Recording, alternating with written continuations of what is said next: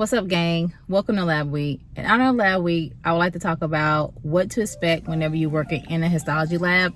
Disclaimer, these expectations can probably go with any job, any profession that you're in, but I am solely speaking about the lab, the histology lab. The first thing to expect whenever working in a lab is the workflow. You guys already know every lab is different. Keep in the back of your mind, Shanika is saying that every lab is different. Every situation will be different. Every histotech is different. You guys have not checked out my video. Every histotech is made different, or all histotechs are made different. Definitely check that out in one of my playlists. I'll go ahead and link it somewhere right here or here. We want to talk about workflow, block count. Whenever you are working in a histology lab, sometimes the biopsy count can be as high as 1,000 or more. And if you're working in a smaller lab, maybe the highest block count can be around 400 to 500. And sometimes you may just work in a lab where the block count is around 100 blocks a day, especially if it's a new lab, or if it's a lab that just started out. Or you may be the only histotech, or you may have two histotechs. So every lab is made different. Don't always think that you need to work at a lab that has 1,000 blocks a day.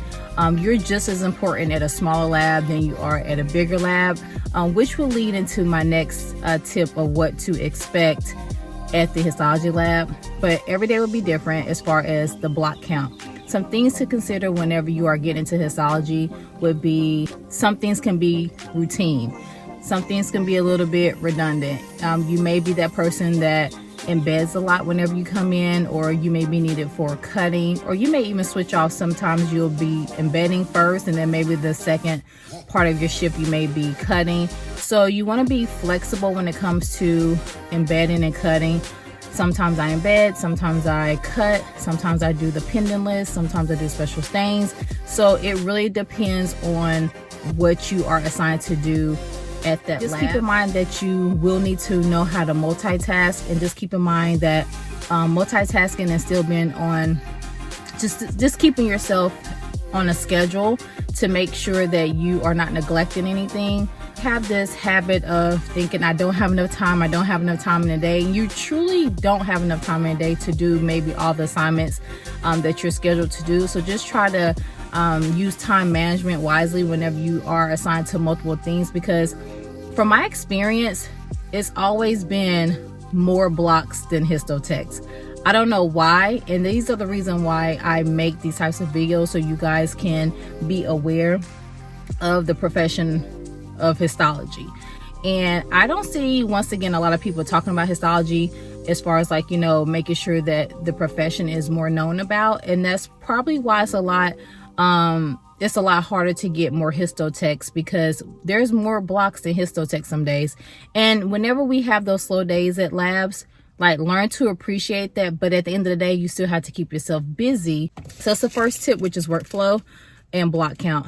The second thing to expect whenever you work in a histology lab would be working as a team, being confident working by yourself, not comparing yourself to other histotechs. You guys know I'm really big on not comparing yourself. Comparison is the thief of joy, period, in life, period. So if you are that student that's still in histology lab and you may be struggling in certain parts of the lab, or you are that student who just not understanding or grasping everything, or you're that student who pretty much excels in everything, bookwork, and then when you get to the ASCP, you're that student who is hard on themselves because maybe they didn't pass the first time, or the second time, or the third time, and then you see your classmate pass the first time.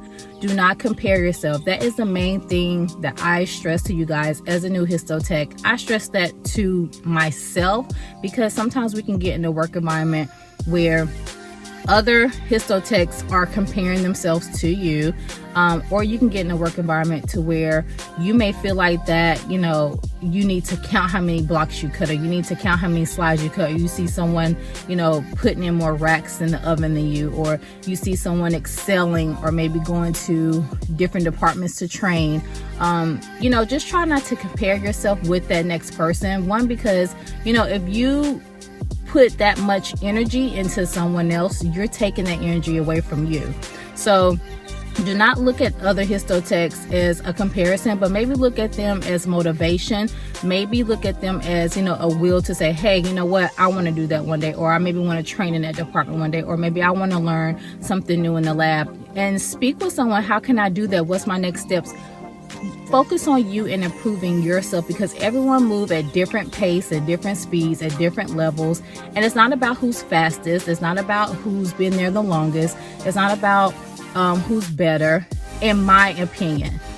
Do jobs sometimes look at things like that? Of course they do. That's why I'm not the hiring manager, because I wouldn't base things upon who's faster, who's been there the longest, because I look at things in an overall picture. Because we're all there for patient care. That's the goal. We know that already. So do not compare yourself to anyone. Just move at your own pace. Continue to improve for yourself. That's how you're going to win. That's how you're going to become a better histotech.